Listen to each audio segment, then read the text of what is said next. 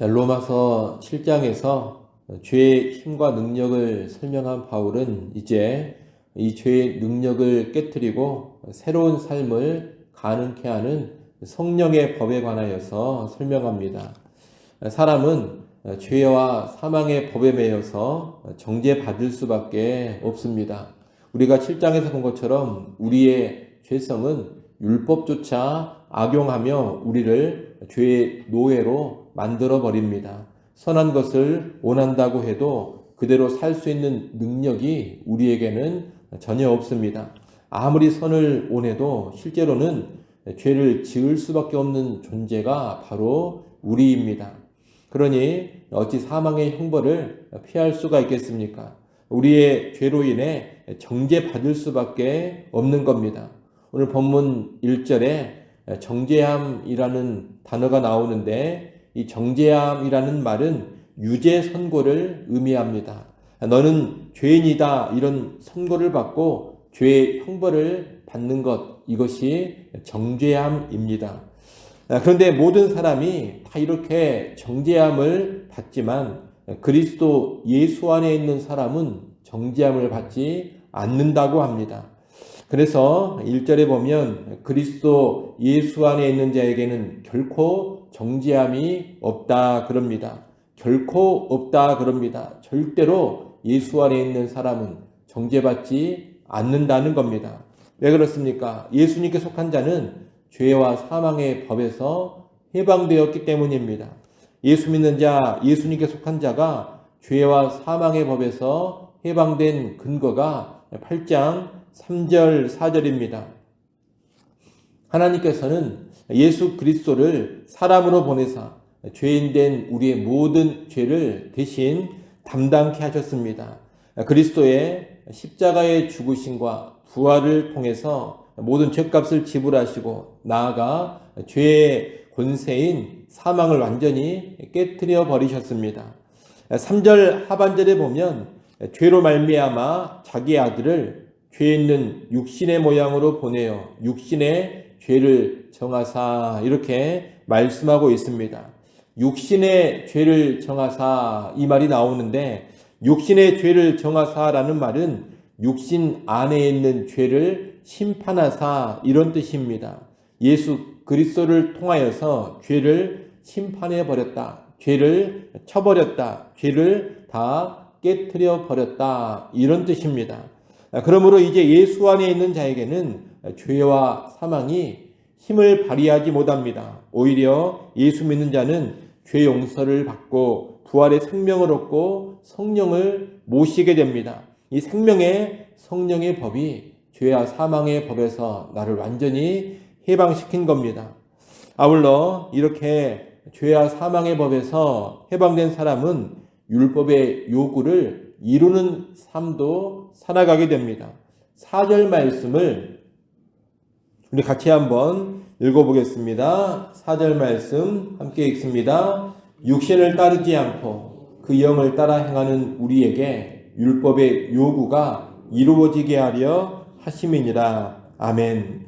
그 영을 따라, 여기서 말하는 영은 성령인데 성령을 따라 행하는 우리에게 무엇이 이루어지게 한다고 합니까? 율법의 요구가 이루어지게 한다 그럽니다. 이 말은 우리 안에 거하게 하신 성령을 통해서 율법의 정신인 사랑의 삶, 율법이 의도하는 거룩과 경건의 삶을 살게 하신다는 뜻입니다. 이처럼 예수 믿어 의롭게 된 우리, 예수에게 속한 우리는 더 이상 죄로 인해 정죄받지 않을 뿐 아니라 또한 율법의 요구를 성령을 통해 이루어가는 그런 삶을 살아가는 겁니다. 이어지는 5절부터 11절까지 말씀은 육신을 따르는 삶과 성령을 따르는 삶을 비교하는 겁니다. 육신을 따르는 삶이란 죄된 본성, 죄성을 따라 살아가는 삶입니다. 이 삶은 본질상 예수 믿지 않는 사람들, 거듭나지 않는 사람들이 살아가는 삶입니다. 달리 말하면 예수 믿기 전의 삶이다 이렇게도 말할 수가 있겠습니다. 그에 비해 성령을 따르는 삶이란 거듭난 사람이 내주하시는 성령의 도움을 받으며 성령에 이끌려서 살아가는 삶입니다. 달리 말하면 예수 믿은 후의 삶이라고 할 수 있겠습니다. 육신을 따르는 삶과 성령을 따르는 삶은 대조적입니다. 육신을 따르는 자는 늘 육신의 일, 죄된 본성이 좋아하는 죄를 생각합니다. 죄악된 일을 추구하고 언제나 그 일을 더 중요하게 여기는 겁니다.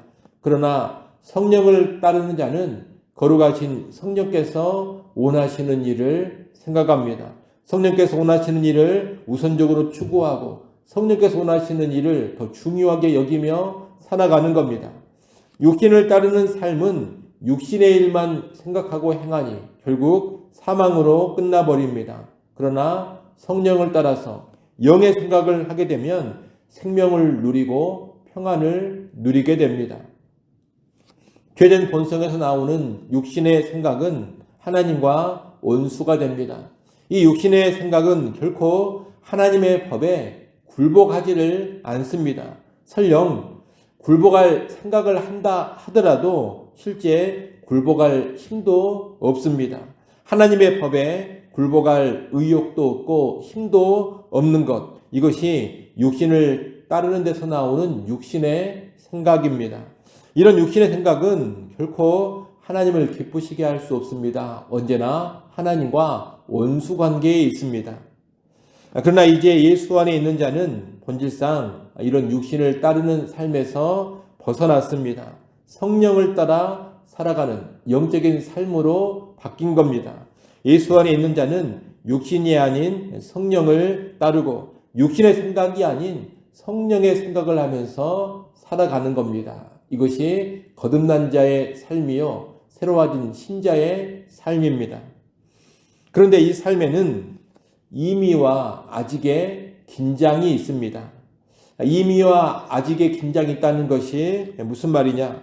우리는 이미 육신을 따르는 삶에서 벗어나서 성령을 따라 살아가는 삶으로 들어갔지만 아직 구원이 완성되지는 않았고 아직 우리 안에 죄성이 남아 있다는 겁니다. 그렇기 때문에 현실적으로 육신을 따르는 삶과 성령을 따르는 삶이 갈등을 일으킵니다.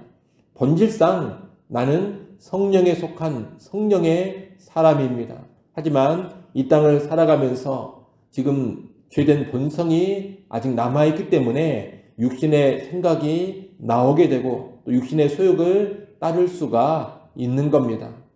그러나 분명히 알아야 할 것은 우리 삶의 대세는 성령을 따르는 삶이라는 겁니다. 신자가 늘 실패만 하고 항상 죄만 짓고 있고 언제나 육신의 생각 속에만 빠져 살아간다는 것은 있을 수 없는 일입니다. 비록 이 땅을 살아가면서 실패할 때도 있고 죄를 지을 때도 있고 또 육신의 생각이 튀어나오는 때도 있기는 합니다만 그래도 전반적인 삶의 방향은 성령을 따라 행하며 성령의 생각으로 살아가는 겁니다. 만약 이런 모습이 전혀 나타나지 않는다면 그리스도께 속한 사람이라고 말할 수 없습니다. 달리 말하면 거듭난 사람이 아니라는 겁니다. 9절 말씀을 한번 보십시오. 8장 9절 말씀 같이 한번 읽어보겠습니다. 9절 함께 읽습니다. 만일 너희 속에 하나님의 영이 거하시면 너희가 육신에 있지 아니하고 영에 있나니 누구든지 그리스도의 영이 없으면 그리스도의 사람이 아니라. 아멘. 이 말은 너희 안에 성령님이 거하신다면 당연히 육신이 아닌 성령의 뜻을 따라 살아가는 모습이 있다는 겁니다. 그런데 만약 성령의 소욕을 따르는 삶이 전혀 나오지 않는다면 너희 안에 성령이 없는 것이다. 그리고 이 성령이 없다는 것은 그리스도의 사람이 아니라는 의미다. 이런 이야기가 9절의 이야기입니다. 여러분, 예수 믿는 자에게는 반드시 성령의 내주하심이 있습니다.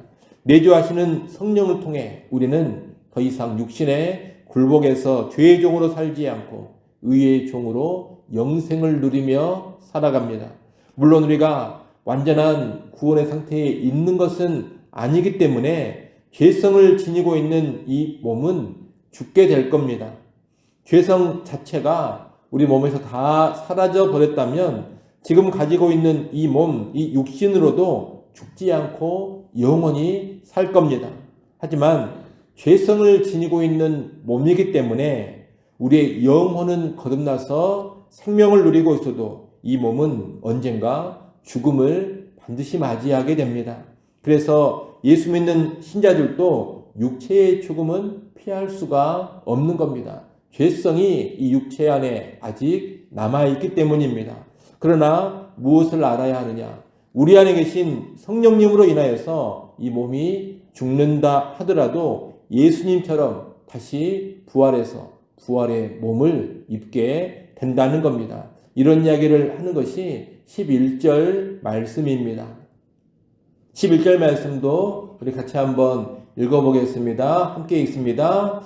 예수를 죽은 자 가운데서 살리신 이의 영이 너희 안에 거하시면 그리스도 예수를 죽은 자 가운데서 살리신 이가 너희 안에 거하시는 그의 영으로 말미암아 너희 죽을 몸도 살리시리라. 아멘. 우리 몸이 죽게 됩니다. 죽을 몸입니다. 그러나 우리 안에 계신 성령께서 예수 그리스도의 부활처럼 죽을 우리 몸, 또 죽게 된 우리 몸을 다시 부활케 하신다는 겁니다.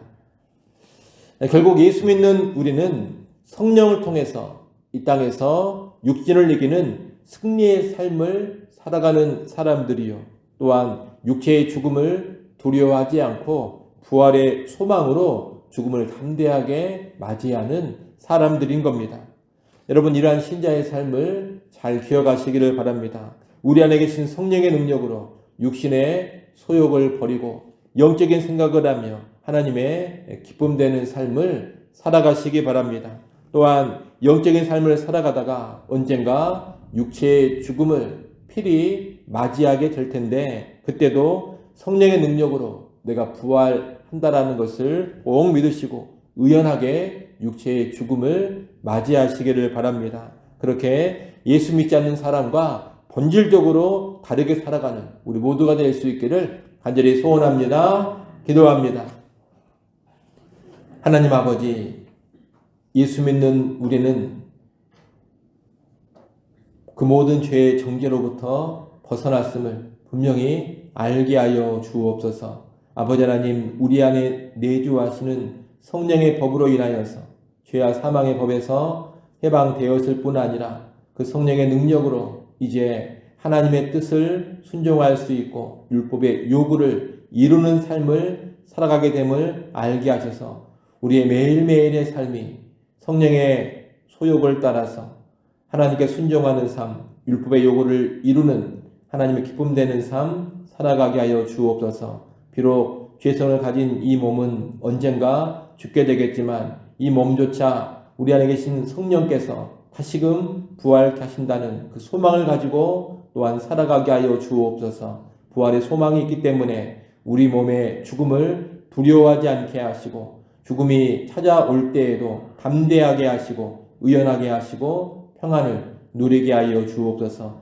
예수 믿지 않는 자들과는 근본적으로 다른 삶을 성령의 도우심을 통하여 살아가게 하여 주옵소서. 아버지 하나님, 이 새벽 시간 하나님 앞에 다시 나와 간구합니다. 우리의 구하는 것이나 생각하는 것에 더 넘치도록 허락하시는 은혜의 하나님 앞에 겸손히 엎드립니다. 주님, 긍휼을 베푸시고 은혜를 내려 주옵소서. 오늘 하루를 살아갈 때에도 성령을 힘입어 살아가게 하여 주옵소서. 예수님의 이름으로 기도드리옵나이다. 아멘.